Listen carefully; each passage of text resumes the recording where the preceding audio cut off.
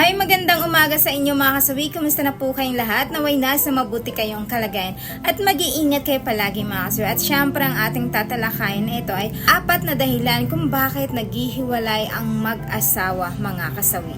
Ang unang rason ng dahilan mga kasawi is kawalan ng gana sa isa't isa. For example mga kasawi, kapag ka ang mag-asawa ay matagal na magkarelasyon, alam mo ba kadalasan ito yung nawawalan sila ng gana sa isa't isa, ni hindi na nila ma-entertain yung isa't isa, hindi na nila iniintindi, hindi na nila hinahainan ng mga pagkain at hindi na nila inaasikaso. Ni minsan nga hindi mo na matitigan ang asawa mo or masabihan man lang ng I love you kasi dahil nagkakaroon kayo ng kawalan sa isa't isa. Yung nawawala na kayo ng gana, kaya lalo kapag ka tumatagal is lalong lumalala ang nararamdaman nyo sa isa't isa mga kasawi kasi wala na kayong gana. Kumbaga nagkakaroon ng wala na kayong interest sa pagsasama ninyo na mag-asawa, parang anak na lang, yun na lang, kontento na kayo doon. Pero sa asawa ninyo is hindi nyo naman napapansin, hindi nyo na naasikaso mga kasawi.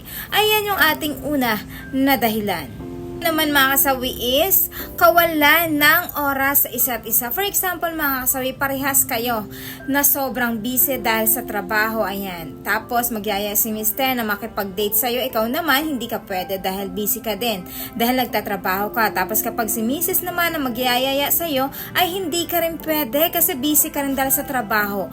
Kumbaga wala na kayong panahon na magbanding parehas mga kasawi. Kaya ang nangyayari, nagkanda away-away na kayo, kayo nagkakaintindihan hanggang sa humahantong sa pag-aaway na malala. Kasi papaubaya kung sino yung tama at mali sa inyo na mag-asawa, bagkos nagpapataasan kayo ng ere dahil lang sa hindi ninyo parehas na susolusyonan ang problema. 'Di ba? Dahil kawalan na kayo ng oras, hindi na kayo nag-uusap na kagaya ng dati, ng haba ng time ninyo para kapag may away kayo is nag-uusap kayo na mag-asawa. Pero kapag once na kayo ay sobrang busy na, wala na kayong pag-uusap, kaya ang ending hindi na kayo nagkakaintindihan. Yun lamang po yung ating pangalawa na dahilan. Ang pangatlo mga kasawi is kawalan na satisfaction pagdating sa hana-hana. Alam nyo ba ang mag-asawa, ito yung pinaka-importante na dapat hindi mawala sa atin na mag-asawa. Alam nyo ba kung bakit mga kasawi? Ito yung pinaka-number 1 na kailangan pagdating sa intimate moment ninyo mag-asawa ay huwag nyo itong ibaliwala kasi napaka-importante yan. Kasi kumbaga hindi man kayo nagkakaroon ng ibang oras sa mga banding ninyo, pero dapat pagdating dito sa intimate moment ninyo na mag-asawa, kailangan parehas kayo na nakipag-communicate sa isa't isa at doon nyo malalabas yung inyong satisfaction. Kasi minsan kapag wala kayong satisfaction sa isa't isa, yung parang higa na lang si babae or si lalaki naman higa lang, parang walang gana, kumbaga init lang ng katawan, kaya ka nakipaghanahanas ka sa asawa mo pero wala nang feelings na nararamdaman. Kumbaga tipo lang na naabutan ka lang ng L, kaya gusto mo lang na makipaghanahana kay misis o kay mister. Kaya wala yung sinasabing satisfaction. Kapag nalabasan ng isa, baliwala na sa kanya yung isa. Kumbaga hindi kayo nagkakaroon ng communication pagdating sa intimate moment ninyo na dapat ito yung pinaka-importante sa mag-asawa mga kasawi. Ayan yung ating pangatlo na dahilan.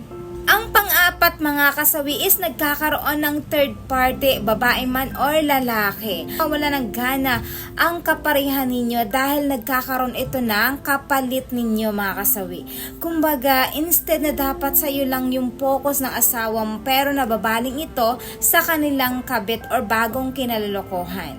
Kaya nangyayari, instead na maayos ang problema ng mag-asawa, ay hindi ito maaayos. Lalong lalala ito. Lalo kapag 1, 2, 3, dala mo yan hanggang naging 4 na ko. Sabi ko nga sa inyo, wala pang kahantungan ang inyong relasyon. Talagang maghihiwalay at maghihiwalay kayo kapag once ng inyong kapareha ay ganito yung inuugali or ginagawa sa inyo mga kasawi.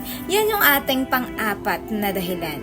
At syempre hindi mawawala yung aking advice sa topic na ito mga kasawi. Lagi niyong tatandaan sa mag-asawa, kailangan kung saan kayo na nag-umpisa na manligaw sa asawa ninyo at nililigawan kayo, kailangan hindi mawala yung spark spark, kailangan andun pa rin. Yung baga, i-maintain ninyo yung init na pagsasama ninyo, yung init na pagmamahalan nyo sa isa't isa, at higit sa lahat, dapat huwag kayong magkukulang parehas. Kung minsan, halimbawa may pagkukulang si Mrs. o si Mr. o isang araw, punuan mo, yayain mo si Mr. o si Mrs. na makapag-date sa inyo kung saan yung gusto ng asawa mo na pumunta, diba? Suyuin mo. Kapag si Mrs. naman ay may ganong agenda, suyuin mo din. So, parehas kailangan magbigayan ng mag-asawa. At syempre, hindi dapat mawawala ang tiwala ninyo sa isa't isa para hindi kayo hahantong sa paghihiwalay, mga kasawi. Kasi ang trust, napaka-importante sa mag-asawa, lalo kapag ka-LDR yung relasyon.